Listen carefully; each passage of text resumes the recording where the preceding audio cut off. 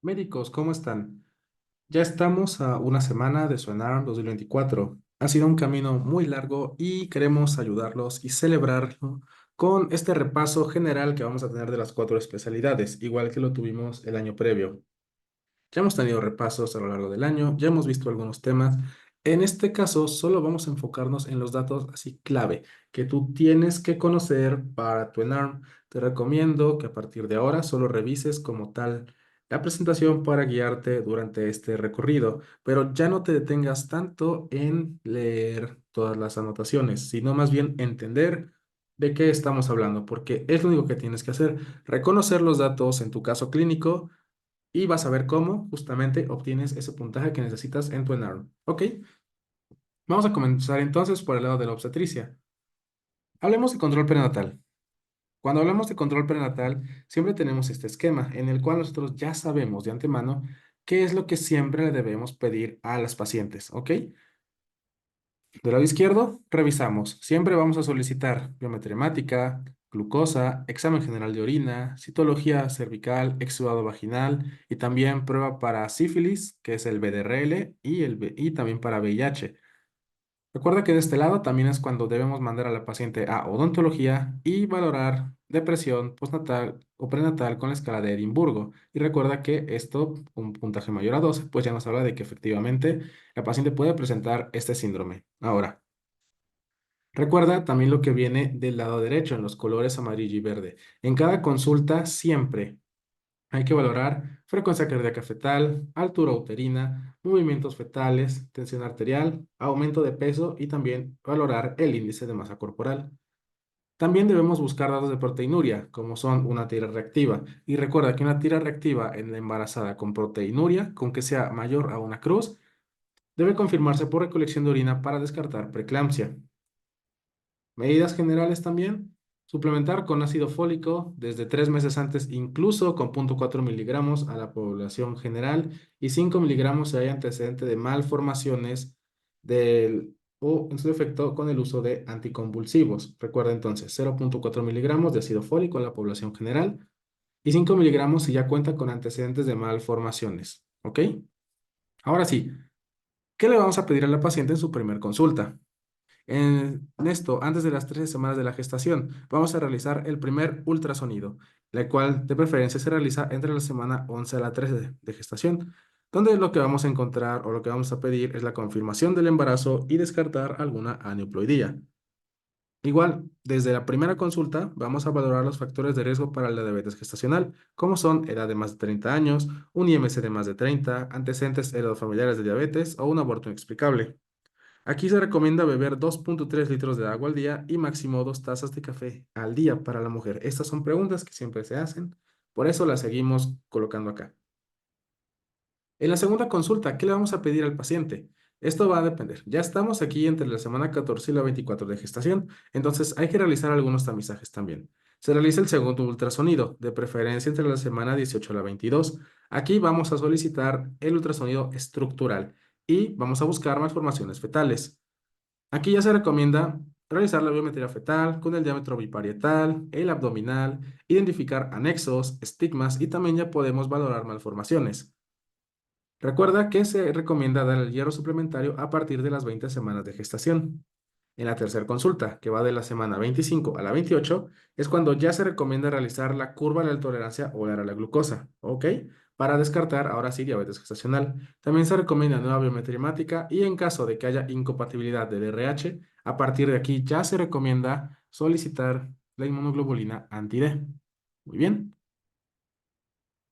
Cuando estamos en la cuarta consulta, nos encontramos en la semana 29 a 34 de la gestación. Aquí se realiza el tercer ultrasonido, que es el obstétrico, y únicamente nos sirve para valorar la restricción del crecimiento intrauterino. Aquí vamos a valorar el crecimiento del niño y también vamos a realizar otras cosas, como el monitoreo cardiofetal, valorar los DIPS y el índice de ILA. Y aquí es donde se realiza el tamizaje para la preeclampsia, ¿ok? Finalmente, en la quinta consulta, esta es después de las 34 semanas de gestación. Aquí se considera o no el ultrasonido y va a ser más o menos lo mismo que en el tercer ultrasonido, únicamente para el monitoreo cardiofetal. ¿Qué nos dice abajo la norma oficial mexicana? Que deben ser al menos 5 consultas prenatales La primera consulta de preferencia antes de las 8 semanas de gestación y se deben realizar al menos 3 ultrasonidos. Vámonos con el otro lado. ¿Qué pasaría si nos encontramos ante un aborto? Muy bien, recuerda esas definiciones porque tal cual esa es la pregunta del ENARM. El aborto se refiere a la terminación espontánea o provocada de la gestación antes de la semana 20, contando desde el primer día de la última menstruación normal, o la expulsión del producto con peso menor a 500 gramos. Y entonces aquí tenemos el aborto completo, el diferido, en evolución, incompleto, inevitable, séptico y la amenaza de aborto. Presta mucha atención a cómo es la diferencia entre cada una. En el aborto completo, se refiere a la expulsión total del producto de la concepción y que no requiere evacuación complementaria. El aborto diferido es cuando ya ocurrió la muerte del producto de la concepción, pero este no se expulsó de forma espontánea, sigue retenido. El aborto en evolución se refiere a la presencia de hemorragia genital persistente, actividad uterina reconocible clínicamente y modificaciones cervicales, como borramiento y dilatación. El aborto incompleto se refiere a cuando ha ocurrido la expulsión de una parte del huevo y el resto todavía está en la cavidad uterina. El aborto inevitable se refiere al tipo de aborto en el que existe hemorragia genital intensa. También encontramos ruptura de membranas sin modificaciones cervicales o alguna actividad uterina reconocible. También se refiere a complicaciones que hacen imposible continuar la gestación. El aborto séptico, cualquiera de las anteriores a la cual se agregó una infección intrauterina y o pélvica. Y finalmente, la amenaza de aborto es cuando hay hemorragia genital y contractilidad uterina, pero no hay modificaciones cervicales. Entonces, eso es muy importante porque justamente como no se modificó el cervix todavía, pues ese producto todavía puede ser viable. ¿Cuáles son las causas que nos marca la GPC y que deberías reconocer? Las anormalidades cromosómicas. Estas ocupan casi la mitad de los casos de los abortos espontáneos.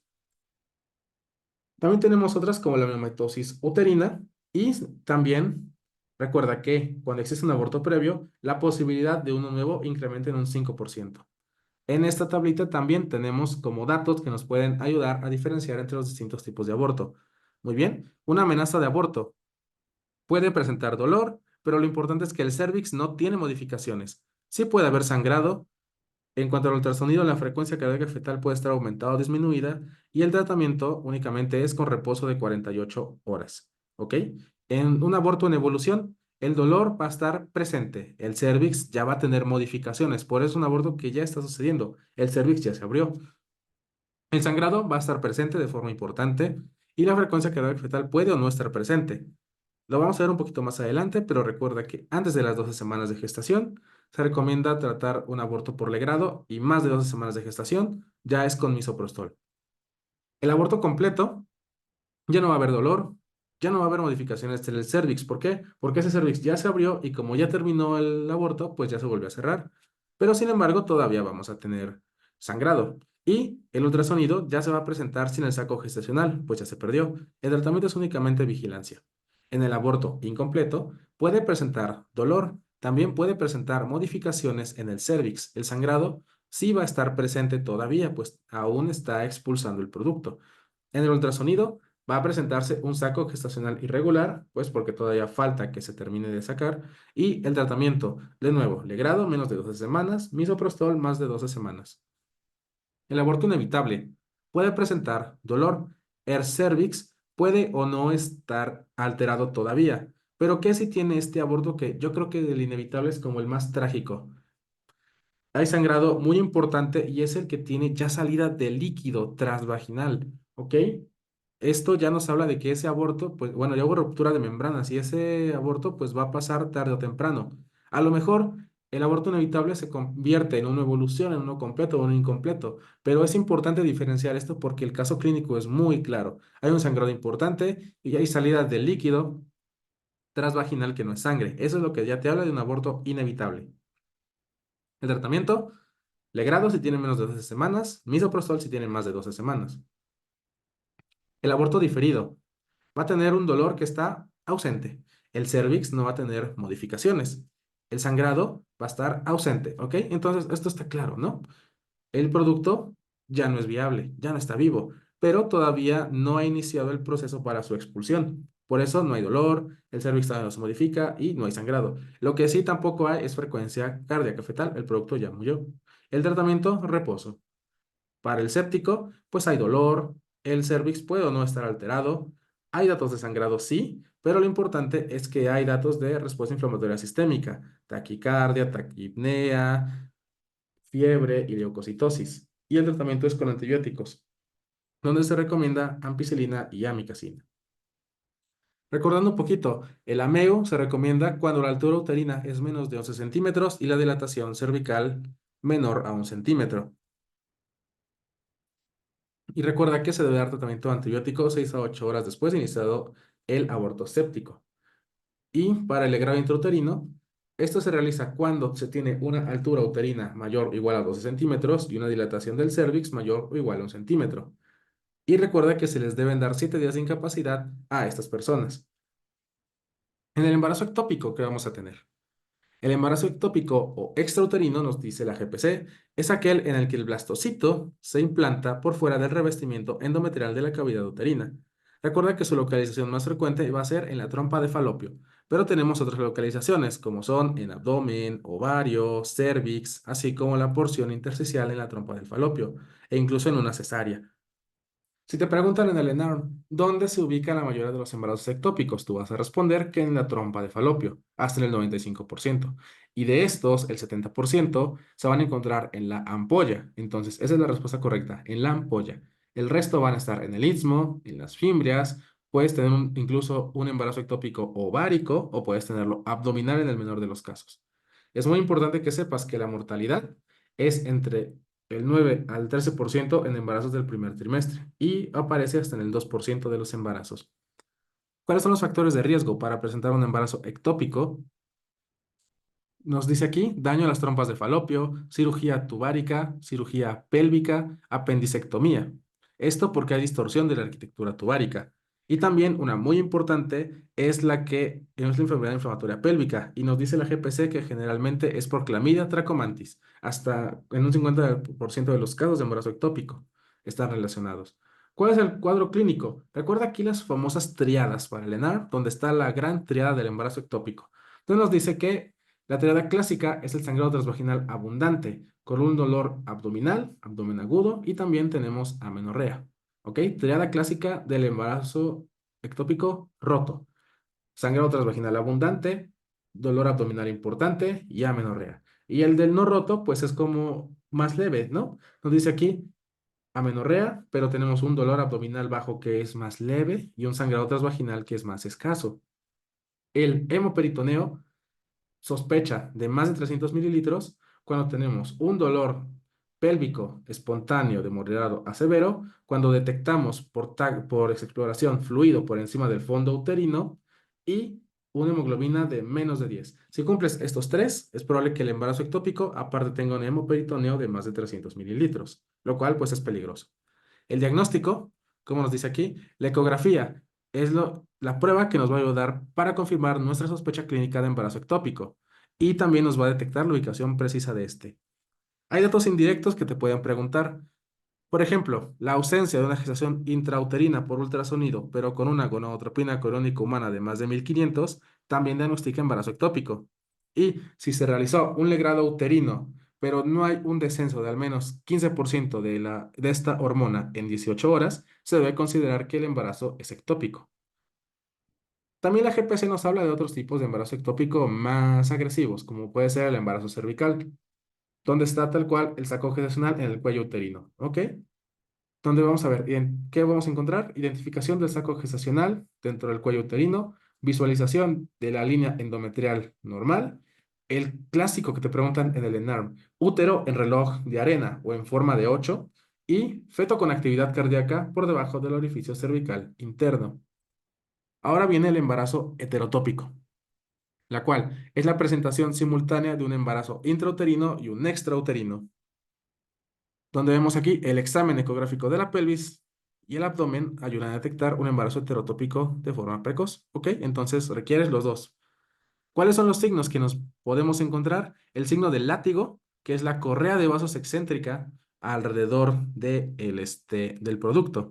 Y otros datos pueden ser hipervascularización periférica, como es el anillo de fuego. Yo siempre hago la broma de que esta me vino a mí en MENARM 2021, entonces te recomiendo que te la aprendas por si la vuelven a preguntar.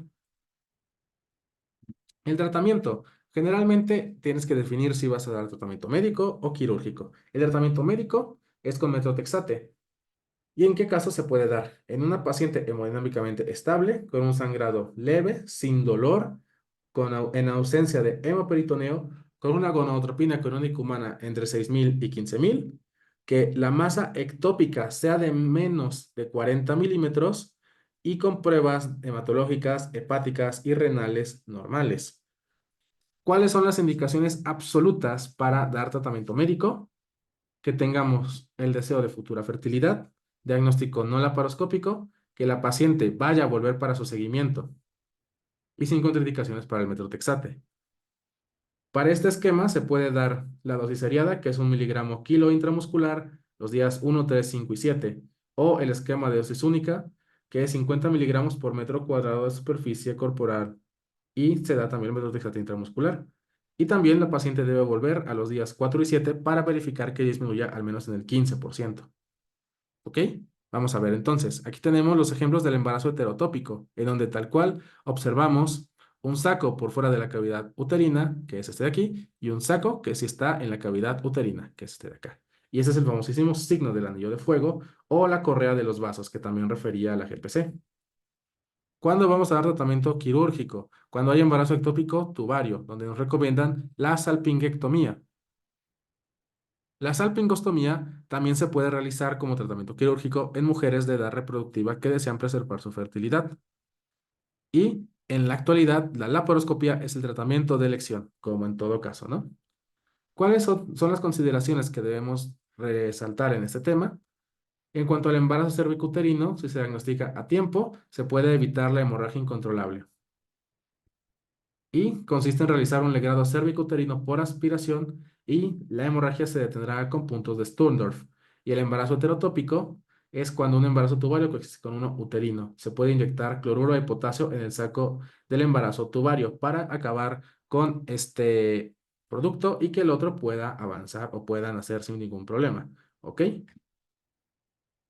Este es un tema también importante que siempre te sale en el ENARM y a veces dejamos de lado, el cual es la enfermedad trofoblástica, que comprende dos enfermedades, la mola hidatiforme y la mola completa, que se acompaña de la mola parcial, ¿ok? Entonces, son enfermedades benignas. Esta puede evolucionar a la neoplasia trofoblástica gestacional y esta va a incluir la mola invasora, el coriocarcinoma y el tumor del sitio placentario. ¿Cuáles son los factores de riesgo? Mola previa, aborto previo, embarazo ectópico previo y embarazo previo de término. Como nos dice aquí, en mujeres mayores de 40 y 50 años, la neoplasia trofoblástica gestacional es de 40 a 50%. El cuadro clínico se debe sospechar enfermedad trofoblástica gestacional en las mujeres cuando se presenta una hemorragia uterina anormal. Y estos son los datos que sí son muy importantes que te sepas para sospechar de la enfermedad trofoblástica gestacional. Crecimiento uterino mayor al esperado por edad gestacional, ausencia de frecuencia cardíaca fetal, presencia de quistes tecaluteínicos, hiperemesis gravídica, hipertensión gestacional en las primeras 20 semanas y niveles elevados de gonadotropina crónica humana. Los que más yo recuerdo en Bienar y en los casos clínicos son el crecimiento uterino mayor al esperado, la hiperemesis gravídica y los niveles elevados de gonadotropina crónica humana. Pero hay otros datos que te pueden venir, como son la expulsión de vesículas y la hemorragia uterina que sea importante. ¿Cómo lo vamos a diagnosticar? Para la enfermedad trofoblástica gestacional, en ultrasonido vamos a encontrar un patrón difuso ecogénico mixto con zonas hiperecoicas e hipoecoicas, como estamos viendo en la imagen de la derecha. Ese es el famosísimo signo del racimo de uvas. O también hay otros que le dicen la tormenta de nieve, aunque yo lo veo más como racimo de uvas. Como vemos aquí, la presencia de quistes tecaluteínicos y en caso de muela parcial o incompleta, incluso se puede encontrar la presencia del feto. También se puede sospechar la invasión a miómetro cuando hay imágenes hiperecoicas en el miómetro, aunque recuerda que el diagnóstico definitivo va a ser histopatológico. ¿Qué nos dice para la vigilancia, la GPC? sospechar o buscar los criterios de malignidad, que los niveles de gonadotropina coriónica humana se mantengan en meseta o con fluctuaciones del 10% con 4 mediciones los días 1, 7, 14, 21. Que los niveles de gonadotropina presenten incrementos mayores al 10% en 3 mediciones en los días 1, 7 y 14. O que los niveles de gonadotropina persistan detectables tras 6 meses post-evacuación. Pues esto nos habla de que justamente pues todavía hay una masa ahí que está produciendo esto y que ya se está volviendo maligna. Apréndete mucho esos valores porque se preguntan tal cual en el ENARM. El tratamiento nos dice aquí que el manejo de la mola parcial es en pacientes con pareja satisfecha, histerectomía en bloque. Y cuando no hay pareja satisfecha, histerotomía, ameo o LUI. Si ya detectamos enfermedad maligna, se recomienda la quimioterapia, ¿ok?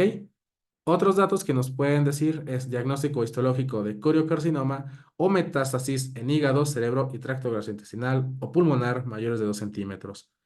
En toda paciente con molde diatiforme para desarrollar neoplasia trofoplasia gestacional se indica quimioterapia y esto es con actinomicina D y la dosis es 1.25 miligramos metro cuadrado, dosis única. Tratamiento quirúrgico se debe realizar en las siguientes condiciones: tumor del sitio placentario, hemorragia uterina severa o sepsis, persistencia endouterina, a pesar de quimioterapia, pacientes con pareja satisfecha, con neoplasia trofoplasia gestacional confinada al útero o antes o después de la quimioterapia en pacientes de alto riesgo. ¿Ok? Eso está muy bien. Ahora vamos a hablar de las anomalías en la inserción placentaria. ¿Qué son estas anomalías? Un conjunto de anomalías ocasionadas por una inadecuada inserción o invasión placentaria y que se asocian con un incremento en la mortalidad para el binomio. Aquí vamos a tener algunas importantes, ¿no? Está el acretismo placentario, que es el término con el que se refiere a una placenta adherente parcial o totalmente a la pared uterina. ¿Ok? Tu placenta ¡pum!, se pegó directamente al útero. Y de acuerdo con el grado de invasión puede dividirse en acreta, increta o percreta. La acreta es la adherencia sin que las vellosidades coriales penetren en el miometrio. La increta es la invasión de las vellosidades coriales que ya están en el miometrio y la percreta que ya están en la serosa y en órganos vecinos. Yo siempre lo recuerdo así. La acreta es la que apenas se pegó al miometrio. La increta es la que ya invadió el miometrio y la percreta es la que ya se pasó del miometrio. Después viene la placenta previa, en donde vemos que la placenta se inserta en el segmento uterino inferior en el tercer trimestre de la gestación, ya sea que esté muy próxima o ya de plano cubriendo el orificio cervical interno. Vamos a tener implantación baja, cuando la placenta se implanta en el segmento uterino inferior. Pero es importante que el borde placentario se encuentra a menos de 2 centímetros del orificio cervical interno, a menos de 2 centímetros, pero ya es placenta previa cuando la placenta cubre o sobrepasa el orificio cervical interno. Y finalmente, la masa previa, cuando el trayecto de los vasos fetales, sin la protección habitual de la placenta o el cordón umbilical, pasa a través de las membranas fetales, ya sea a nivel del orificio cervical interno o por delante del feto. ¿Cómo vamos a abordar esas anomalías? ¿Qué es lo más importante que te va a ayudar a poder contestar tu caso clínico en el ENARM? En la paciente con sospecha clínica de anomalías de inserción placentaria, se realiza ultrasonido para confirmar el diagnóstico y especuloscopía para evaluar la presencia de sangrado. No se recomienda el tacto vaginal en pacientes con sospecha de placenta previa. Eso es muy importante porque es pregunta tal cual del ENARM. Y se recomienda realizar ultrasonido de tamizaje para detección de placenta previa. En pacientes con anomalías en la inserción placentaria, se ha descrito que el sangrado estimado es de 2.000 a 5.000 mililitros, con necesidad de hemotransfusión, pues en prácticamente todos los casos. Es muy importante que lo sepas porque también lo preguntan. ¿Cuáles son los factores de riesgo para alteraciones en la placentación? El más importante son los tratamientos de infertilidad, seguido de la cesárea previa, el tabaquismo y por último la edad materna avanzada. Otra que te pueden preguntar, ¿cuál es el riesgo de acretismo placentario según el número de cesáreas previas? En la primera cesárea, el riesgo de acretismo es de 3%, pero después aumenta exponencialmente. En la segunda, 11%, en la tercera, 40%, en la cuarta, 61% y a partir de la quinta, pues 67%. ¿Qué nos dice la GPC? En caso de basa previa, la principal manifestación clínica es el sangrado transvaginal, que es oscuro, no hay dolor y va seguido de alteraciones súbitas en el registro cardiotocográfico. ¿Por qué? Pues porque tal cual los vasos pues ya se rompieron, con una mortalidad perinatal de hasta el 100%. ¿Qué vamos a ver en el ultrasonido? Aquí tenemos, por ejemplo, una inserción baja de la placenta, en donde vemos que tal cual la distancia entre el borde placentario y el orificio cervical interno es de menos de 2 centímetros, 1,8%, pero no lo está cubriendo. Aquí ya es placenta previa, en donde justamente el borde placentario inferior rebasa y hasta cubre el orificio cervical interno. Esas son las dos grandes diferencias. Para el diagnóstico, en las pacientes asintomáticas, en las que el ultrasonido reporte una distancia del borde placentario igual o mayor a 20 milímetros, se debe considerar un hallazgo normal. Pues recuerda que quedamos que era menos de 2 centímetros, mientras que cuando la distancia sea menor a 20 milímetros, se debe realizar seguimiento. ¿Por qué? Porque la placenta todavía puede migrar hasta las 32 semanas de la gestación. Si a partir de la 33, ahora sí ya está a menos de 2 centímetros, se confirma el diagnóstico de placenta previa. Vemos que el ultrasonido endovaginal es seguro y efectivo para el diagnóstico de la placenta previa. Y si la sospecha es muy alta, se recomienda realizarlo con la vejiga vacía. Otra vez, lo repetimos muchas veces, nos repite la GPS muchas veces por alguna razón. El diagnóstico de inserción baja de placenta es cuando el borde placentario se encuentra a menos de 20 milímetros del orificio cervical interno, sin llegar a cubrirlo, y de placenta previa, cuando el borde placentario cubre o rebasa el orificio cervical interno. ¿Qué vamos a tener en el acretismo placentario? Se recomienda el uso de ultrasonido como primera opción para el diagnóstico de acretismo, incretismo o percretismo placentario. ¿Ok?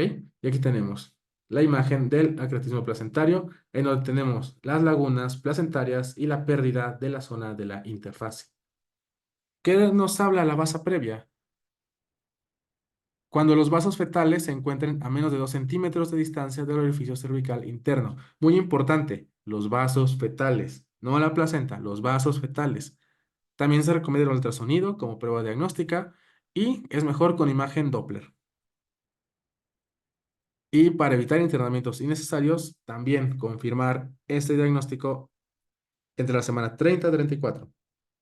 Y aquí tenemos justamente la imagen de la basa previa, en donde tal cual estamos observando los vasos fetales debajo de la presentación fetal. ¿Cuál es el tratamiento de la placenta previa? Siempre hay que asegurar la madurez de los pulmones del feto. Entonces va a ser similar en nuestros casos, ¿no? Hay que asegurar la madurez pulmonar cuando nos encontramos entre la semana 24 y 34 de gestación. Y se debe programar el nacimiento entre la semana 36 a 37 en pacientes con diagnóstico de placenta previa o inserción baja de placenta. En caso de hemorragia obstétrica, a pesar del uso de deuterotónicos, se recomienda balones intrauterinos o técnicas quirúrgicas conservadoras para el control de hemorragia, como van a ser ligadura de arterias uterinas, ligadura de arterias hipogástricas o suturas compresivas. En caso de que el sangrado no pare, se recomienda practicar hemorragia obstétrica, si no se logra controlar la hemorragia. Y se recomienda realizar cesárea de urgencia en el caso de basa previa rota. ¿Qué vamos a hacer con el acretismo? En pacientes con diagnóstico de placenta acreta, increta o percreta, programar el nacimiento a la semana 34 a 36 de la gestación. En pacientes con acretismo placentario, se recomienda realizar cesárea con histerectomía y dejar la placenta in situ, porque, de acuerdo a la literatura, sangran muchísimo, entonces no va a ser viable. Se tiene que sacar con todo y la placenta, perdón, con todo y el útero, y evitar separar la placenta de las paredes uterinas. Se recomienda realizar una incisión media infraumbilical, ya que permite mejor exploración de la cavidad abdominal. Y en pacientes con placenta acreta, increta o percreta, realizar histerectomía total abdominal, dejando la placenta in situ, en vez de realizar histerectomía subtotal. En caso de hallazgo transoperatorio incidental de acretismo placentario, se recomienda realizar histerectomía obstétrica, dejando obviamente la placenta in situ. ¿Qué tenemos respecto a la ruptura prematura de membranas? Definición. Solución de continuidad de membranas corioamnióticas que se presenta antes del inicio del trabajo de parto y ocurrirá hasta en el 10% de las gestaciones. ¿Ok? La ruptura pretérmino es aquella que se presenta antes de las 37 semanas de la gestación. Muy importante. La clasificación, porque te la preguntan. La previable antes de la viabilidad fetal, o sea, menos de 23 semanas de gestación, que coincide con el diagnóstico de aborto. Remota al término antes de las 32 semanas de gestación, pero obviamente más de 23. Y cercana al término, entre la 34 y la 36. Muy bien. Para el diagnóstico, el pilar es a través de la observación de salida de líquido transvaginal y presencia de líquido en vagina o a través del orificio cervical. Aquí tenemos dos pruebas, la de nitracina y la cristalografía. ¿Qué nos dice aquí? La de nitracina es la que evalúa el pH de las paredes vaginales o fondo de saco posterior. Recuerda que el pH vaginal es de 4.5 a 6, mientras que el líquido amniótico es de 7.1 a 7.3. Esta tiene una sensibilidad de 93%. Y la cristalografía es la segunda opción con una sensibilidad del 88%, donde vas a observar el patrón en el hecho. Pero entonces, ¿cuál es la más sensible? La prueba de nitracina. ¿Cuál es el tratamiento? En pacientes que tengan ruptura antes de las 32 semanas, son candidatas a manejo conservador. Y un curso único de esteroides debe administrarse en embarazos menores a 32 semanas de gestación para reducir el riesgo de síndrome de dificultad respiratoria, hemorragia intraventricular, enterocolitis necrosante y mortalidad perinatal. Recuerda esos esquemas, por favor, que te los van a preguntar al menos 2 veces en el ENAR. Te lo juro, siempre lo hacen. Tenemos dos opciones: betametasona, que son 12 miligramos cada 24 horas y se da en 2 dosis, o dexametasona, 6 miligramos cada 12 horas en 4 dosis. ¿Ok? Apréndetelos muy bien, por favor. No se recomienda el uso de tocolisis profiláctica ni terapéutica en mujeres con ruptura prematura de membranas. Para los antibióticos, se recomienda tratamiento con ampicilina y eritromicina intravenosa durante 2 días. Posteriormente, amoxicilina y eritromicina oral durante 5 días. En pacientes con embarazos mayores de 34 semanas portadoras de cerclaje y que aún así tenga ruptura prematura de membranas, se recomienda interrupción de la gestación. Tenemos incluso casos por infección por VIH, en caso de la ruptura prematura de membranas. El parto por cesárea se debe recomendar a toda mujer con carga viral mayor a 1000 copias. Toda mujer embarazada con infección por VIH debe recibir terapia con sidobudina, y la infusión de sidobudina se debe aplicar al inicio del trabajo de parto o ruptura de membranas por lo menos 3 horas antes de la cesárea. En este caso vamos a revisar ahora sí el algoritmo porque es muy importante que lo domines, ¿ok? ¿Qué nos dice aquí? Historia clínica con datos de salida de líquido transvaginal, revisión cervical y encontramos líquido amniótico en el canal cervical. Ok, diagnosticamos ruptura de membranas. Si es de más de 34 semanas, interrupción del embarazo. Si es menos de 23 semanas, es un previable, entonces interrupción del embarazo. Cuando podemos actuar es cuando tiene más de 24 y menos de 34 semanas. Vamos a valorar datos de coriamnitis, sí, antibióticos e interrupción del embarazo. No, manejo conservador, corticoides, antibióticos y estar vigilando a el producto, así como tocolíticos en caso de actividad uterina. En el caso de sospecha de compromiso fetal o que ya haya cumplido más de 34 semanas, interrupción del embarazo. ¿Ok? Vamos a hablar ahora de la coriamnitis. Esta se define como la inflamación o infección de la placenta, el corión y el amnios o las membranas fetales, y puede ser definida clínica o histológicamente secundaria a infección polimicrobiana, ya sea por ureaplasma urealyticum, Mycoplasma hominis, así como bacterias anaerobias gram negativas. ¿Qué es lo más importante? El estreptococo beta hemolítico y la cándida también pueden aparecer. Sin embargo, si te pregunta el ENARM tal cual, te va a decir, vas a responder que es infección polimicrobiana. Si te llegan a pedir un agente en específico, ya vimos que es ureaplasma urealyticum el más frecuente. Hay 4 vías por las cuales puede suceder esta infección. Por la vía ascendente, que es la más frecuente, la hematógena por diseminación transplacentaria, también por vía retrógrada o por complicación de procedimientos invasivos. ¿Cuáles son los factores de riesgo? Ruptura prematura de membranas de larga evolución, trabajo de parto prolongado de más de 8 horas, tactos frecuentes, líquido amniótico meconial, vaginosis bacteriana o infecciones de transmisión sexual, técnicas invasivas de diagnóstico y tratamiento, como amniocentesis, fetoscopías o cordocentesis. Los agentes etiológicos, ya vimos que generalmente es polimicrobiana, pero si logran aislar, generalmente está en el 47% de los casos, va a ser por ureaplasma. En el 30%, Mycoplasma hominis, 25%, Gardnerella vaginalis y Bacteroides en un 30%. Los anaerobios, el estreptococo del grupo B en el 15%. Y los gram negativos como E. coli en el 8%. La clasificación puede ser subclínica o clínica. La subclínica es por el infiltrado de leucocitos polimorfonucleares, pero sin datos clínicos. La clínica es la que, pues tal cual, ya tiene ahora sí los criterios de Gibbs.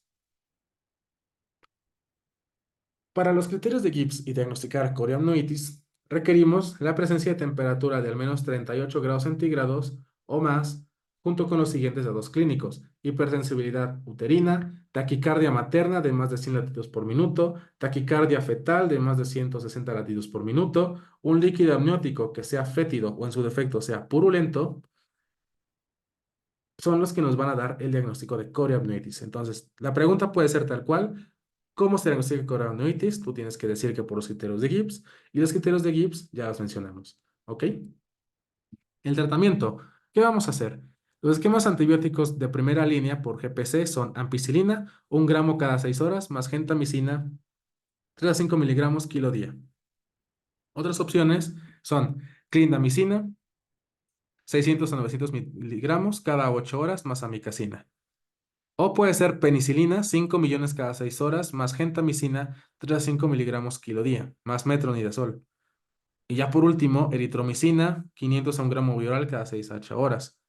En la coriamnitis subclínica prácticamente es el mismo tratamiento: ampicilina más gentamicina.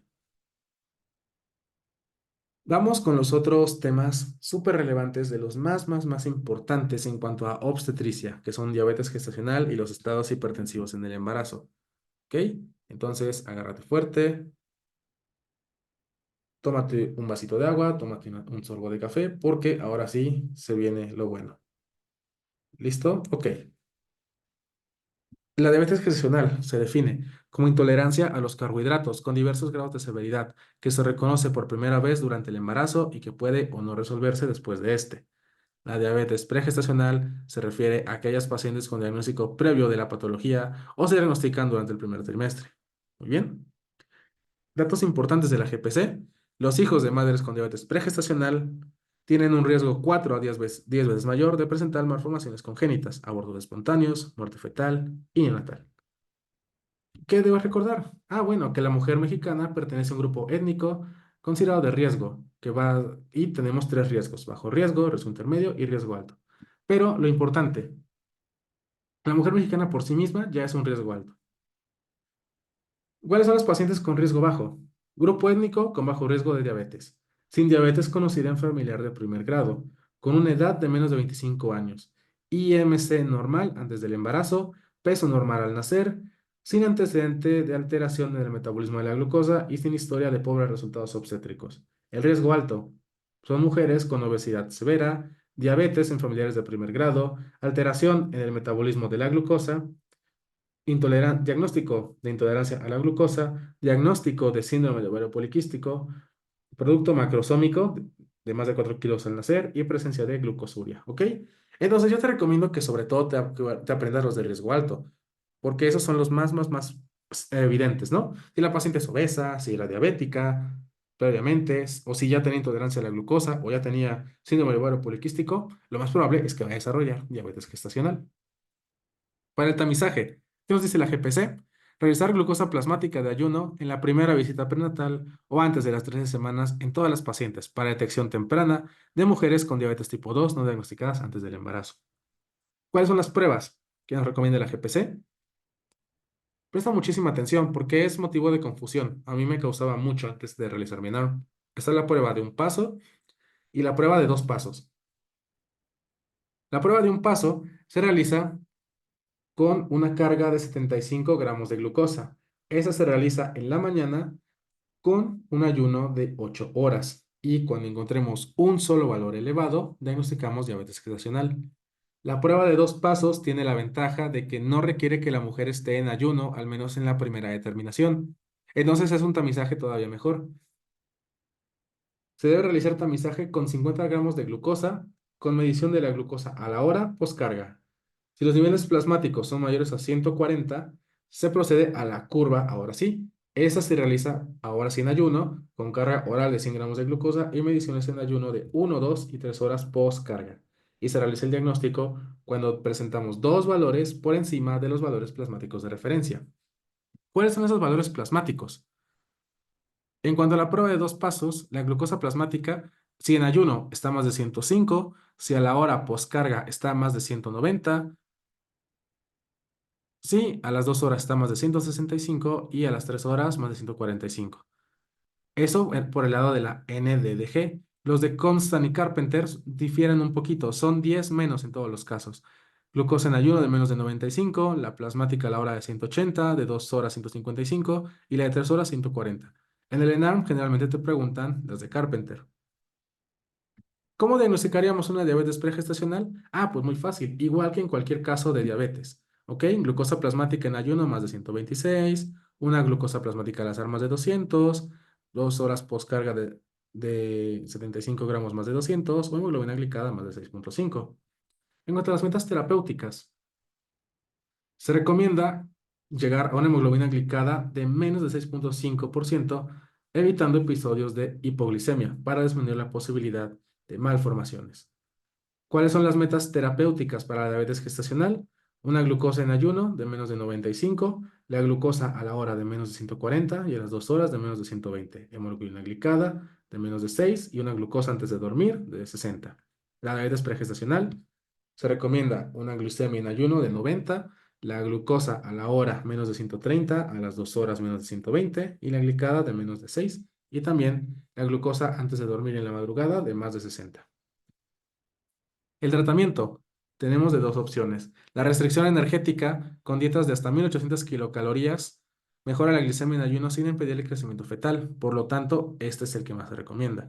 También se debe agregar actividad física aeróbica al menos 30 minutos en la mujer embarazada con diabetes. Y en embarazadas con diabetes pregestacional con buen control metabólico que utilizarán metformina, se debe continuar.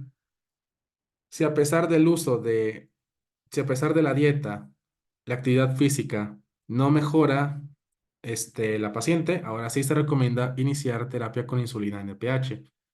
¿Cuáles son los criterios de hospitalización para la diabetes gestacional? Una glicemia mayor a 140 miligramos y o postprandial a la hora mayor o igual a 180. ¿Por qué? Pues porque quiere decir que nuestro tratamiento no está óptimo. Y si nosotros incrementamos la insulina, podemos causar hipoglicemia. Por eso hay que tener mucho cuidado. Sospecha de desarrollo de complicaciones no obstétricas, como puede ser cetoacidosis diabética o estado hiperosmolar. También hipoglicemia en ayuno de menos de 60 con los datos de neuroglucopenia o inestabilidad metabólica, que puede ser hipoglicemia de menos de 60 o hiperglicemia de más de 300. ¿Ok? Nos vamos con otro de los temas estrella para el ENARM. Estados hipertensivos del embarazo. ¿Ok? ¿Cómo lo definimos? Preeclampsia. Es el estado que se caracteriza por la presencia de hipertensión y proteinuria significativa, y este ocurre por primera vez después de la semana 20 del embarazo, en el parto o en el puerperio, o también cuando existe hipertensión en el embarazo y criterios de severidad, aun si no hay proteinuria en el primer momento. ¿Ok? Entonces, lo más fácil para explicar preeclampsia es hipertensión y proteinuria. Pero si tú tienes una hipertensión, que ahorita vemos el valor muy elevada, o tienes otros datos de severidad, no requieres la proteinuria. Preeclampsia severa o con criterios de severidad que tenga síntomas maternos, o sea, cefalea persistente, alteraciones visuales o cerebrales, epigastralgia o dolor en hipocondrio, dolor torácico, disnea, o que tengan hipertensión severa, sistólica más de 160, diastólica más de 110, edema agudo pulmonar o sospecha de desprendimiento placentario. Alteraciones en laboratorio, elevación de la creatinina más de 1,1, AST o ALT de más de 70 o elevación de la DHL, así como disminución de las plaquetas de menos de 100,000. ¿Ok? Presta mucha atención a esto entonces, porque son los datos que vamos a revisar a lo largo de, de todo este tema. Síndrome de HELP, que es la denominación en inglés de hemólisis, enzimas hepáticas elevadas y plaquetas bajas, que es una presentación particular de la preeclampsia severa y justamente tiene que ver con los valores de acá arriba. Ahora, hipertensión arterial crónica en el embarazo. Es la hipertensión que está presente antes del embarazo o que es diagnosticada antes de las 20 semanas de la gestación. Y de acuerdo a la etiología, esta puede ser primaria o secundaria. ¿Y cuándo se diagnostica hipertensión arterial secundaria? Durante el embarazo deberá determinarse la etiología. Para la hipertensión gestacional, es la hipertensión que se presenta por primera vez posterior a las 20 semanas de gestación, con ausencia de proteinuria, demostrada por recolección de orina de 24 horas o por cociente de proteínas creatinina urinaria en una muestra al azar. Ok, muchas definiciones, yo lo sé, pero hay que prestarles atención. Vamos a hablar ahora de la proteinuria. Esta se puede realizar en una muestra al azar, donde vamos a utilizar las siguientes opciones. Relación proteínas-creatinina, recolección de orina de 24 horas y la tira reactiva. El estándar de oro es la recolección de orina de 24 horas. Esto para la cuantificación de proteinuria en el embarazo. Y esta se define como la proteinuria significativa mayor o igual a 300 miligramos por 24 horas o más. Importante. Se recomienda establecer el diagnóstico de proteinuria cuando la cuantificación de proteínas en una recolección de orina es mayor o igual a 300, cuando hay presencia de más de una cruz reactiva en una muestra tomada al azar, una, o cuando un cociente de proteínas creatinina urinaria es igual o mayor a 0.28.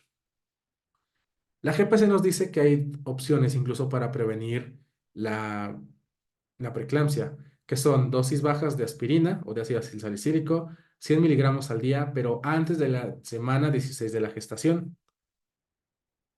Y en lugares con baja ingesta de calcio, una dosis de 1.5 a 2 gramos de calcio elemental al día también pueden prevenir la preeclampsia. ¿Cuáles son los factores de riesgo? Los más importantes son enfermedades autoinmunes como lupus o síndrome de anticuerpos antifosfolípidos, antecedente de preeclampsia en el embarazo previo como segundo lugar.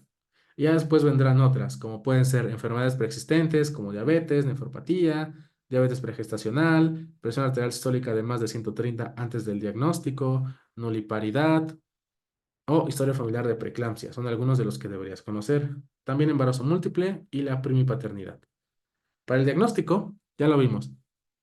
El diagnóstico de preeclampsia se va a integrar en pacientes con un embarazo de más de 20 semanas de la gestación o en el puerperio que presenta hipertensión más proteinuria o en ausencia de proteinuria cuando presentemos hipertensión con condiciones adversas. Esos son los datos que sí o sí te tienes que saber, ¿ok? Entonces, vamos a ver. Diagnóstico de preeclampsia por hipertensión arterial. Presión arterial, presión sistólica de más de 140 y más de 90 de presión diastólica, que se asocia a proteinuria, mayor o igual a 300 miligramos de proteínas en 24 horas, más de una cruz centígrada reactiva o relación proteínas-creatinina, aquí nos dice más de 0.3. Si te preguntan, la respuesta es más de 0.3. En ausencia de proteinuria que presente condiciones adversas, como pueden ser trombocitopenia, con menos de 100.000 plaquetas, creatinina de más de 1.1, en ausencia de enfermedad renal o alteraciones hepáticas al doble de la concentración normal, que tal cual eran 70 y 70, o que presente edema agudo pulmonar. Como nos dice aquí, la presencia de hipertensión severa, dolor en epigastrio, dolor en hipocondrio, náusea y vómito severo, aún sin que se demuestre proteinuria, incrementan la certeza de preeclampsia y ameritan hospitalización urgente. ¿Cuáles son otros datos que nos pueden orientar a la preeclampsia con datos de severidad? Los divide por sistema. En el nervioso central, más de 160 110 de tensión arterial en dos ocasiones con al menos 15 minutos de diferencia. También que presenten eclampsia, síndrome de leucoencefalopatía, ceguera, desprendimiento de retina, disminución del Glasgow a menos de 13, accidente vascular cerebral, ataque isquémico transitorio y déficit neurológico. A nivel cardiorrespiratorio, que presenten hipertensión severa no controlada, utilizando tres antihipertensivos, saturación de oxígeno menos de 90 o que requiera oxígeno suplementario, edema agudo pulmonar, soporte inotrópico positivo o ya de plano con isquemia o infarto al miocardio. Hematológico, trombocitopenia de menos de 50.000 y necesidad de transfusión. A nivel renal, lesión renal aguda de más de 1.1 o el doble de la concentración sérica previa o con indicación de diálisis. En nivel hepático, disfunción hepática, INR de más de 2 en ausencia de CID, elevación de deshidrogenasa láctica y hematoma hepático o ruptura. La unidad fetoplacentaria, desprendimiento prematuro de placenta normointersa, onda reversa y muerte fetal. Tratamiento antihipertensivo para la preeclampsia. La meta es tener una TA de entre 100, sistólica de 155 a 130 y la diastólica de 105 a 80. Los medicamentos que nos recomiendan vienen tal cual en este orden. En la preeclampsia se recomienda de primera línea alfa-metil-dopa, de segunda línea labetalol, tercera línea nifedipino, cuarta línea metoprolol y quinta línea hidralazina. Cuando tenemos datos de severidad, se recomienda iniciar tratamiento antihipertensivo con nifedipino o hidralazina o labetalol, ¿ok? ¿Cuál es la recomendación? Pues el que se tenga a la mano. Tal cual nos dice la GPC en un algoritmo posterior, labetalol y nifedipino son los de primera línea. Generalmente nosotros vamos a tener nifedipino en el hospital, pero si te viene cualquiera de los dos, responde nifedipino y en segundo lugar labetalol. Ya de segunda línea, ahora sí sería la hidralazina. Para el tratamiento anticonvulsivo se recomienda el esquema SUSPAN, que son 4 gramos de sulfato de magnesio por 30 minutos y después 1 gramo por hora, cuando tenemos en mujeres con embarazo y preeclampsia con datos de severidad. Como nos dice aquí, ese es el esquema de SUSPAN. En el caso de crisis convulsiva, 4 a 6 gramos intravenoso en 5 minutos, diluido en 100 mililitros de solución fisiológica a pasar en 5 minutos. Y de mantenimiento, 1 gramo hora. En caso de recurrencia, 2 a 4 gramos en 10 minutos diluida en 100 mililitros de solución fisiológica. Hay que tener cuidado con la toxicidad del magnesio, que son pérdida de reflejo rotuliano, frecuencia respiratoria de menos de 16, que el paciente presenta letargia y debes tener un magnesio en niveles de 5 a 7 máximo, ¿ok? Porque si no ya tienes la toxicidad. Si hablamos de síndrome de HELP, nos dice la GPC que el manejo expectante tiene un incremento en la muerte materna en un 6,3%. Por lo tanto, hay que tener mucho cuidado, hay que tratarlo. En estos estudios se ha propuesto el protocolo Mississippi, el cual tiene 3 componentes: sulfato de magnesio, corticoides y control de la presión arterial. Sin embargo, la única forma de realmente resolver el síndrome de HELP es la interrupción del embarazo. Entonces, justamente, es del tratamiento de elección. Pero bueno, si nosotros decidimos utilizar el protocolo Mississippi, se recomienda iniciar con sulfato de magnesio, mismo esquema que el Suspan, 4 a 6 gramos seguidos de 1 gramo por hora. Terapia con corticoides, 10 miligramos de dexametasona IV cada 12 horas anteparto y posparto hasta presentar un recuento plaquetario de 100.000. Posteriormente, 5 miligramos cada 12 horas hasta la remisión del síndrome. Y para el control de la presión arterial, únicamente mantenerlo de los de la diapositiva anterior. 140 a 155 y diastólica de 80 a 100. ¿Ok? Vamos a continuar con la depresión prenatal, que también es un tema que se ha preguntado mucho recientemente. El famosísimo baby blue, que es una alteración del estado de ánimo, debido a cambios hormonales, psicológicos y sociales, que tiene intensidad y duración variable, la cual aparece entre los 2 y 4 días posteriores al parto. Los síntomas de esta patología son de alivio espontáneo, de 2 a 3 semanas siguientes al parto, y como tal no requieren de atención médico-psicológica. La depresión se designa en el DSM-5 como un episodio depresivo mayor con inicio periparto. ¿Ok? ¿Qué es lo que nos dice la GPC? Se les debe ofrecer terapia cognitivo-conductual y también terapia interpersonal. La terapia cognitivo-conductual lo que va a ayudarnos es que se centra en las distorsiones cognitivas, emociones negativas y comportamientos resultantes, mientras que la interpersonal se enfoca en la comunicación e interacciones con otros. Para eso tenemos la famosísima escala de Edimburgo, que es un cuestionario autoinformado de 10 ítems, que nos habla de los episodios de depresión en el periodo postnatal en los últimos 7 días. La interpretación, una puntuación de más de 10 se asocia a probabilidad de depresión. Y cualquier número que se escoja que no sea el cero en la pregunta 10 significa que es necesario hacer evaluaciones adicionales de inmediato porque así se asocia a depresión postnatal. Ahora, el tratamiento. Otra vez, como dice la GPC, se recomienda la terapia cognitivo-conductual. El uso de antidepresivos, perdón, en pacientes con depresión pre y postnatal se recomienda cuando las intervenciones previas no funcionaron. Los antidepresivos pueden ser inhibidores selectivos de la recaptura de serotonina, como fluoxetina, paroxetina, sertralina o citalopram, y los antidepresivos tricíclicos, como la amitriptilina. Tenemos algoritmos, ¿ok? La mujer en etapa perinatal se le debe aplicar la escala de Edimburgo. Menos de 10 puntos, consejería, continuar con la vigilancia. Más de 10 puntos, intervención de equipo multidisciplinario. Detección de factores de riesgo. En caso de que cambie el puntaje de la escala de Edimburgo, continuar con la vigilancia pre y postparto, por lo menos cada trimestre. Si mejoría, entonces ya lo logramos. Si no, se va a tercer nivel. Si ya tenemos una escala de más de 10 puntos, intervención de equipo multidisciplinario, tratamiento con redes de apoyo, terapia cognitivo-conductual y farmacoterapia. Mejoría. Sí, continuamos. No, referencia a tercer nivel. Todo eso fue muy bonito y eso es por el lado de la obstetricia, ¿ok? Se viene la siguiente parte que es la amenorrea. Entonces, prepárense porque ahora sí se viene. Entonces, si nosotros continuamos con la evaluación del área de ginecología, vamos a presentar, o vamos a tener como primer tema la amenorrea primaria, ¿ok? Esta se refiere a la ausencia de menstruación cuando la mujer ha cumplido 16 años sin desarrollo de caracteres sexuales secundarios o a los 18 años, si ya los presentó. Muy bien, aquí tenemos diversos síndromes que tienen su propio calotipo, su cuadro clínico, datos que te pueden preguntar que son un poquito difíciles en el ENARM, es la FSH y algunas complicaciones, ¿ok?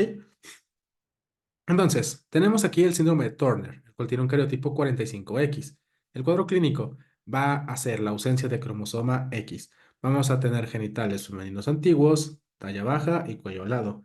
La FSH aquí va a estar bien elevada y las complicaciones que te puedan preguntar en tu ENAR son la coartación de la aorta. Después viene el síndrome de Mayer-Rokitansky, el cual tiene un cariotipo 46XX. ¿Ok?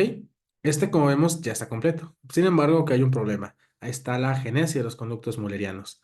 En este va a presentarse genitales externos adecuados, pero van a presentar una ausencia de los 2/3 superiores de vagina y útero. La FSH aquí está normal y las complicaciones van a ser malformaciones renales. El síndrome de Morris es un querotipo 46XY. Aquí el cuadro clínico se va a presentar como insensibilidad a los andrógenos. Aquí se va a presentar un varón que tiene fenotipo femenino, ausencia de vello y testículos intraabdominales. La FSH va a estar normal y las complicaciones son el disgerminoma. Después se presenta el síndrome de Swyer, el cual tiene un cuadrotipo 46XY. Aquí el cuadro clínico va a presentarse como una disgenesia gonadal pura. No se va a expresar el gen SRY. Tenemos fenotipo femenino de talla alta, genitales externos normales, pero los internos van a ser hipoplásicos. Tenemos una FSH que está muy elevada y las complicaciones principales van a ser el gonadoblastoma, ¿ok? Entonces, para tenerlo muy en cuenta. De este lado tenemos un algoritmo que nos puede orientar muchísimo sobre qué vamos a hacer con este tipo de pacientes. Muy bien, vamos a revisarlo. En el caso de amenorrea primaria, lo primero que vamos a valorar es si la paciente ya tiene caracteres sexuales secundarios. Vamos a hacer de cuenta que sí, que es como el más fácil. Si tenemos un útero presente, entonces el problema es que hay un septo vaginal o el himen no está perforado. Y si el útero se encuentra ausente, vamos a valorar el cariotipo, donde puede ser un 46XX. Y aquí se va a presentar con agenesia mulleriana y el síndrome Mayer-Rokitansky-Kusterhauser. Del otro lado tenemos los caracteres ausentes, donde vamos a tener una relación LH-FSH de menos de 5. Podemos presentar hipogonadismo, hipogonadotrópico y alteraciones del sistema nervioso central. Del otro lado tenemos FSH de más de 20 o LH de más de 40. Aquí se va a presentar hipogonadismo hipergonadotrópico. En esto tenemos una alteración del ovario y va a depender del cariotipo. Un cariotipo 46XX se asocia a disgenesia o disgenesia gonadal y un 45X0 a síndrome de Turner. ¿Ok? Está fácil. Después viene aquí el otro lado, para la menorrea secundaria. Muy bien.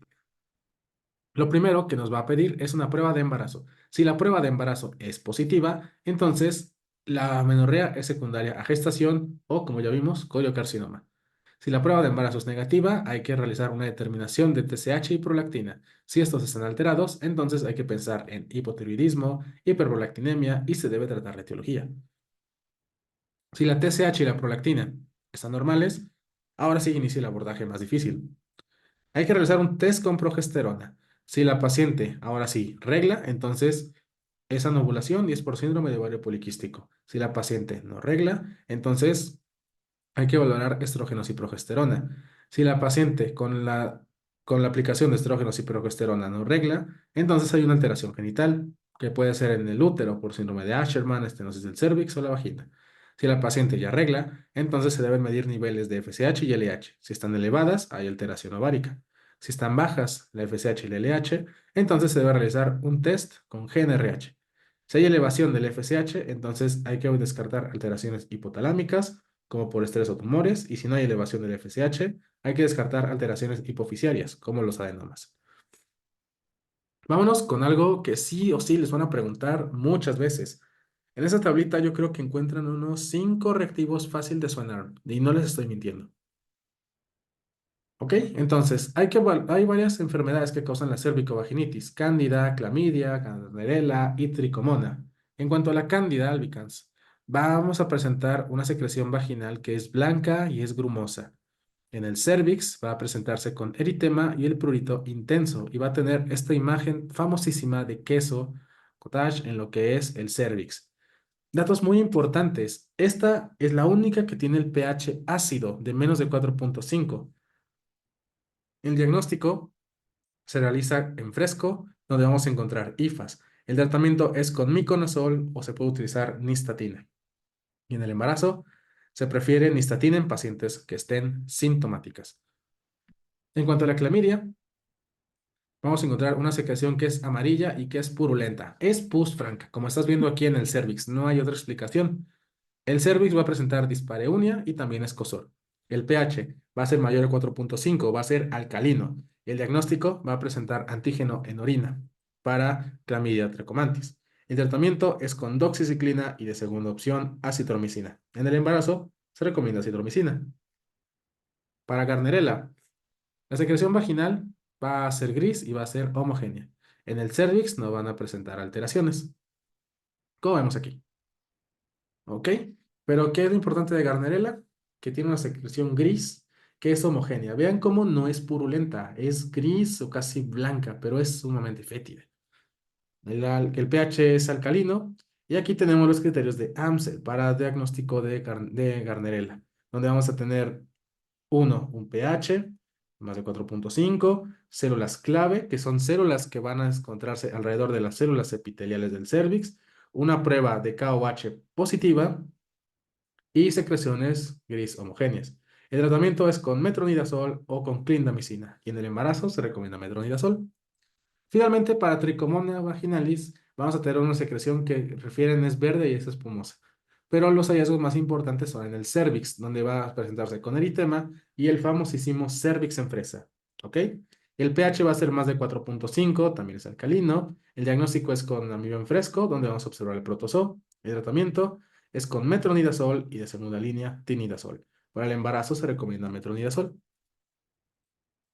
Vamos con temas súper importantes, que es el cáncer ginecológico, donde la GPC y el ENARM siempre nos hacen énfasis en dos, que son cáncer de mama y cáncer cervicouterino. Vamos a hablar de cáncer de mama, ¿ok? El cáncer de mama se refiere a la proliferación acelerada e incontrolada de células del epitelio glandular, y son células que ya aumentaron su capacidad reproductiva, ¿ok? Presta mucha atención a eso. Las células del cáncer de mama se pueden diseminar ya sea a través de la sangre o los vasos linfáticos y así formar las metástasis. Muy bien. ¿Cuáles son los factores de riesgo para cáncer de mama? Se supone que hasta el 10% de la población, independientemente de lo que haga, va a presentar un carcinoma invasor y el riesgo de aparición es de 0,5 por año de seguimiento y si se vincula a carga genética, 1 al año. ¿Cuáles son los factores de riesgo? Mutaciones genéticas, historia familiar, radioterapia en tórax, muy importante en pacientes que ya tuvieron radioterapia por linfoma o por cáncer de pulmón, lesiones precursoras y densidad mamográfica aumentada. ¿Qué es lo que sí te tienes que saber? Las portadoras de mutaciones de alta penetrancia, como los BRCA1 y 2, son genes que se asocian a esta enfermedad. Tenemos riesgos en cuanto al cáncer de mama. Clasifica en riesgo bajo, intermedio y alto. Tienes que saber que el riesgo bajo va a ser aquellos que presenten ganglios negativos y todos los siguientes aspectos.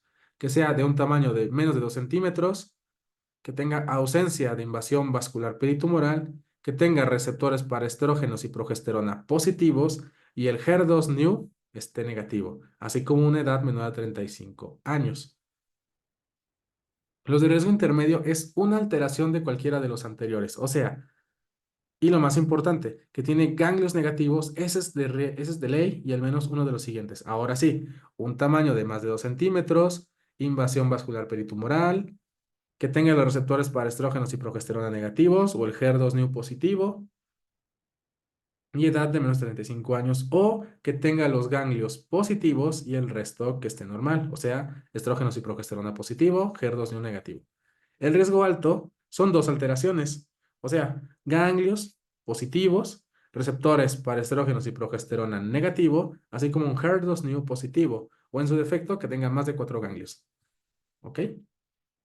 La clasificación del TNM está larguísimo, pero es importante solamente conocer los puntos de corte más importantes. Carcinoma in situ, aquel que mide menos de 20 milímetros en su mayor dimensión y que no, pues tal cual, no es invasor. El T1 es aquel que llega a medir menos de 2 centímetros, o sea, T1 hasta T1C. El T2, que ya tiene de 2 a 5 centímetros. El T3, que ya es de más de 5 centímetros. Y el T4, que ya es un tumor con lesiones agregadas, que tenga lesiones satélite o que sea de tipo inflamatorio. El tamizaje, la GPAC nos dice que la mastografía es la base del tamizaje en el cáncer de mama. Y el ultrasonido también se puede utilizar en hallazgos mastográficos no concluyentes en pacientes jóvenes o mujeres con tejido mamario denso. La GPC nos dice que se recomienda mastografía cada 2 años en mujeres de 50 a 69 años de edad. Pero después remata y dice que la mastografía se debe realizar a partir de los 40 años de edad. Las mujeres con riesgo alto de cáncer de mama se debe realizar anualmente a partir de los 30 años, pero no antes de los 25. ¿Ok? Estas son las que tienen mutación de BRCA1 y 2.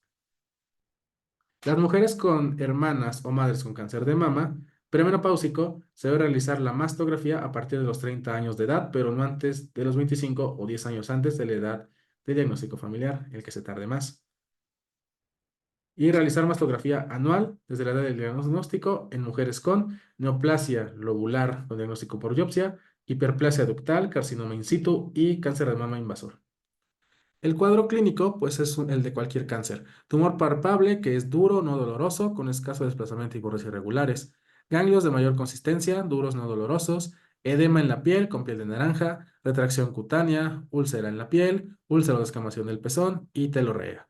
Además de signos y síntomas, como son mastografía sospechosa o sugestiva de malignidad por un BRAF5. El diagnóstico se recomienda examen clínico de la mama en mujeres de más de 40 años de edad anual y se sugiere que toda mujer de más de 20 años de edad se debe realizar un examen clínico cada 1 a 3 años como parte del examen físico. Finalmente, la autoexploración se recomienda a partir de los 20 años de edad. El ultrasonido se recomienda para la investigación de anormalidades palpables o cambios en la piel, para la investigación de descarga serosa sanguinolenta, para el dolor focal, seguimiento de anomalías por mastografía, como estudio inicial en mujeres menores de 30 años, con evaluación de problemas por implante, plan de tratamiento de braquiterapia y seguimiento de lesiones probablemente benignas, con un BRAF2 como fibroadenomas o quistes complicados. Y aquí, ¿qué es lo que sí te tienes que saber? Es esto de acá, el famosísimo BRAF, ¿ok? El BRAF es el que tienes que dominar para el ENARM. Un BRAF 0 se considera incompleto y lo que tienes que hacer es repetir el estudio, no hay más. El BRAF 1 únicamente se recomienda mastografía de rutina. Este tiene 0% de malignidad. Un BRAF 2 son hallazgos benignos, ¿ok? Donde se recomienda una mastografía con screening de rutina. Lo difícil viene aquí. El BRAF 3 es aquel que es probablemente benigno y se recomienda seguimiento cada 6 meses con mastografía. Este se debe enviar a segundo nivel justamente para que entre a clínica de mama y este tiene hasta un 2% de posibilidad de malignidad. Después viene el BRAF 4, el cual ya nos habla de sospechoso, que va de un 2 hasta un menos del 95% de malignidad. Y aquí tenemos BRAF 4A, que es baja sospecha de malignidad, que va de un 2 a menos de 10% de probabilidad de ser maligno. El 4B, que va de un 10 a un menos de 50% de posibilidad de ser maligno. El BRAF C, que tiene alta sospecha de malignidad. con un 50 y menos de 95% de posibilidad de ser maligno.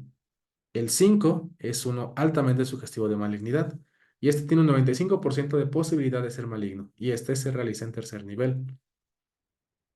Finalmente, el BIRAT 6, malignidad comprobada por biopsia. Vamos a hablar de cáncer cervicuterino. Este es el tumor maligno originado por la pérdida de control del crecimiento de las células del endocervix y el exocervix, que puede invadir estructuras subyacentes. ¿Qué es lo importante? Conocer un poquito de la historia de la enfermedad. Se supone que al inicio de la actividad sexual, pues tenemos un epitelio hasta cierto punto íntegro, por lo cual se recomienda el tamizaje a los 21 años o 3 años posteriores al inicio de vida sexual activa.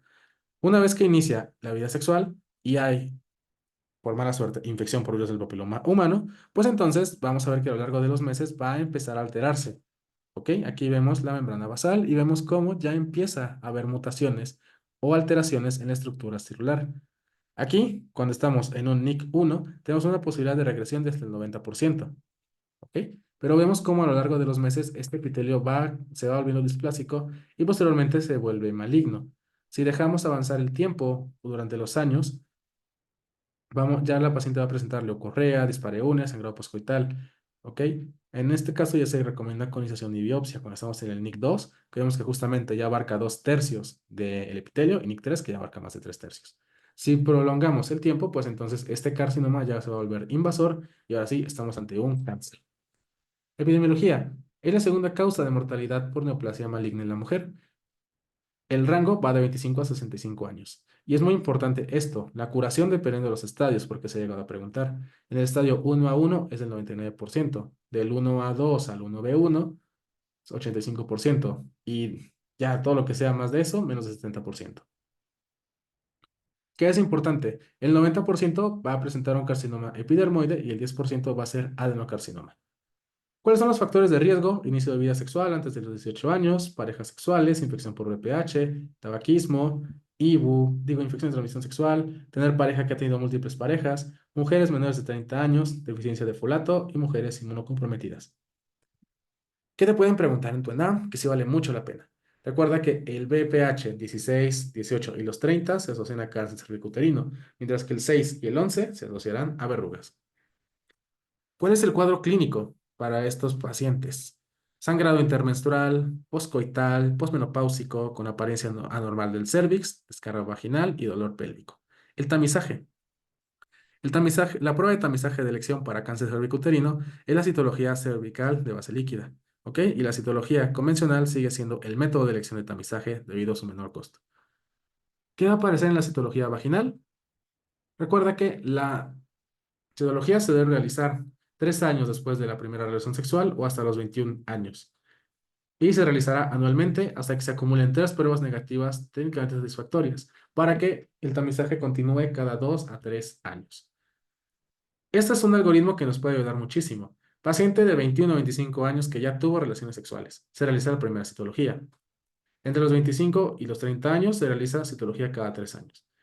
De los 30 a los 65, test de BPH y citología. Si ambos son negativos, se realiza el test cada 5 años. Si la citología está negativa, pero el BPH es positivo, se realiza un tipado con BPH. Si es de alto riesgo, o sea, 16, 18 y 30, colposcopía. Si son otros, únicamente se realiza citología anual. Si tenemos citología y virus positivo, entonces se realiza colposcopía. ¿Ok? Ahí es muy importante conocer también el TNM, pero nos vamos a limitar a lo más obvio. El T, desde el T0 hasta el T1A2, es un cáncer que es microscópico, no lo podemos observar. Después viene del T1B, en donde ya tenemos lesión visiblemente limitada al cérvix o enfermedad microscópica mayor que la T1A2, 1A2, que llega hasta más de 4 centímetros, pero que está limitada al cérvix. Eso es lo importante. El T1 está limitado al cérvix y este es el famosísimo límite quirúrgico, o sea, puede ser mayor de 4 centímetros, pero si está limitado al cérvix, se opera. Si ya rebasó el cérvix, ya no se opera, al menos no de inicio.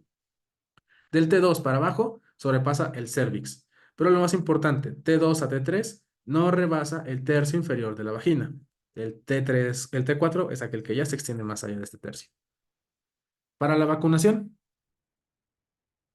nos dice aquí, existen 2 vacunas, la tetravalente, que es la Gardasil, y la bivalente, que es Cervarix. Y las dosis se pueden administrar desde las edades de los 9 a los 26 años y tiene que ser a los 0, 2 y 6 meses. Aquí nos vienen algunos algoritmos de la GPC que son importantes, porque eso es lo que te pueden preguntar. Si nos encontramos en una etapa clínica 1 a 1, entonces hay que valorar si hay invasión linfovascular. Si no, hay que ver, ¿tiene pared satisfecha? Sí, cono terapéutico o histerectomía extrafacial. No tiene pared satisfecha, cono. ¿Cumple con criterios terapéuticos? Sí. Entonces se va a seguimiento. ¿No cumple con criterios terapéuticos? Realizar Nevocol. ¿Ya presenta invasión linfovascular? ¿Tiene pared satisfecha? Sí, histerectomía. No, cono terapéutico. ¿Qué nos dice el cono terapéutico? Márgenes de 3 milímetros negativos y profundidad de 10 milímetros. Y bueno, el embarazo, ya que se acabamos, médico. ¿Cómo se define? Infección del tracto urinario es la presencia de microorganismos patógenos en cualquier parte del tracto urinario, llámese riñones, ureteres, vejiga o uretra. La bacteriuria sintomática es aquel que en un individuo sin síntomas tiene una muestra de orina medio chorro con crecimiento bacteriano de más de 105 unidades formadoras de, perdón, más de 10 a la 5, o sea, más de 100.000 unidades formadoras de colonia, en 2 muestras consecutivas y en una sola muestra en hombres.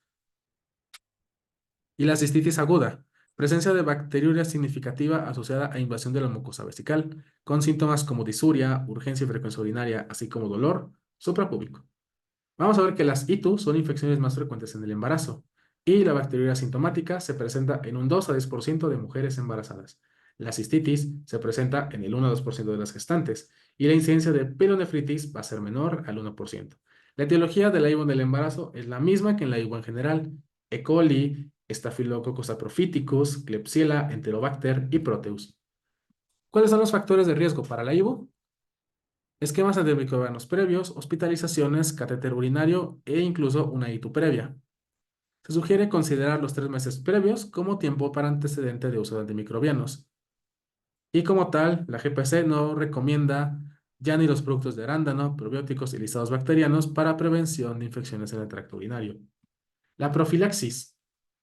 En mujeres con alto riesgo de infección en el tracto urinario, es decir, 3 infecciones recurrentes o que sean portador de catéter JJ o sonda urinaria permanente. La profilaxis también se recomienda en mujeres con malformaciones uroginecológicas, litiasis renoureteral o antecedente de cateterismo urinario.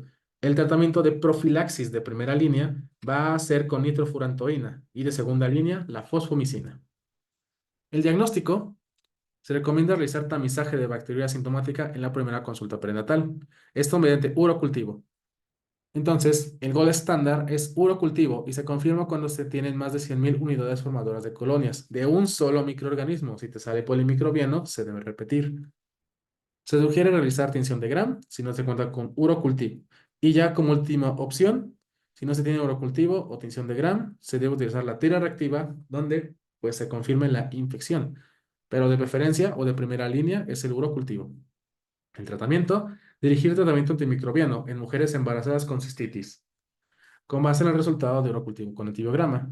En caso de que no se cuente con urocultivo y antibiograma, se recomienda tratamiento con fosfomicina o nitrofurantoína y se sugiere realizar urocultivo posterior a concluir el tratamiento. ¿Ok? Entonces está realmente fácil. Últimos 2 temas, médico: menopausia y climaterio. Otras definiciones que te van a preguntar si o sí en el ENARM, ¿ok? Menopausia: evento o etapa en la vida de la mujer que marca el final de la vida reproductiva y esté llegando en forma más objetiva a la ausencia de menstruación de 12 meses continuos. No es que 11 meses, sangré 2 días y después ya no sangré un mes. Tienen que ser continuos, considerándose natural o fisiológica cuando es a partir de los 40 años de edad. El síndrome climatérico es el conjunto de signos y síntomas que se presentan en la perimenopausia y posmenopausia y van a incluir síntomas vasomotores, alteraciones del sueño, alteraciones psicológicas y atrofia genital. Y la posmenopausia, periodo que inicia a partir del año de ausencia de la menstruación hasta el final de la vida. Hablemos de salud pública. ¿Qué nos dice la GPC? La ingesta de 1.000 a 1.200 miligramos de calcio y 800 unidades de vitamina D se recomiendan en mujeres con peri y posmenopausia, justamente para evitar la osteoporosis, que es el siguiente tema. El diagnóstico: se establece por la ausencia de menstruación por 12 meses o más en la mujer con útero, porque obviamente la otra es una menopausia quirúrgica y pues obviamente si ya no tiene útero pues no va a menstruar. El cuadro clínico va a presentar trastornos menstruales, síntomas vasomotores como bochornos y sudoraciones, manifestaciones genitourinarias, así como trastornos psicológicos como cambios en el estado de ánimo, ansiedad o depresión. Y es compatible con la transición a la menopausia niveles de FSH de más de 25. El tratamiento, la duración de estrógenos o progestágenos va a depender de cómo se quiera dar el tratamiento. La terapia cíclica es la que incluye estrógenos los días 1 a 25 con progestágenos de los días 10 a 14. El cíclico combinado es aquel que tiene estrógenos de 1 a 25 y progestágenos de 1 a 25. El continuo cíclico o de ciclo largo son los estrógenos diarios y progestágenos por 14 días durante 14 días durante 2 a 6 meses. El continuo combinado es estrógeno más progestágeno diario sin descanso y el intermitente, estrógenos diariamente y progestágenos 3 días con 3 de descanso intermitente. Esto suena muy curioso, pero lo importante es que dice la GPC, la terapia combinada, o sea, estrógeno más progestágeno, está indicado en mujeres con útero íntegro para reducir el riesgo de hiperplasia o cáncer de endometrio. Si la paciente tiene útero, tiene que ser cíclico combinado, no hay más. Situaciones especiales que nos marca la GPC, que son las preguntas a veces complicadas del ENARM. El acetato de clormadinona es el progestágeno que se utiliza frecuentemente como terapia combinada en el síndrome climatérico y se debe considerar la vía transdérmica en pacientes con hipertensión arterial, hipertrigliceridemia y o hepatopatía crónica. Efectos adversos, cáncer de mama, accidentes cardiovasculares, accidentes vasculares cerebrales y eventos trombóticos. Ahora, la terapia hormonal debe ser considerada solo por indicación precisa tomando en cuenta contraindicaciones y potencial beneficio individual por los riesgos que estamos mencionando anteriormente, sobre todo los trombóticos. Sin embargo, también te dice la GPC, hay fármacos no hormonales que van a atenuar los síntomas vasomotores, como son los bochornos.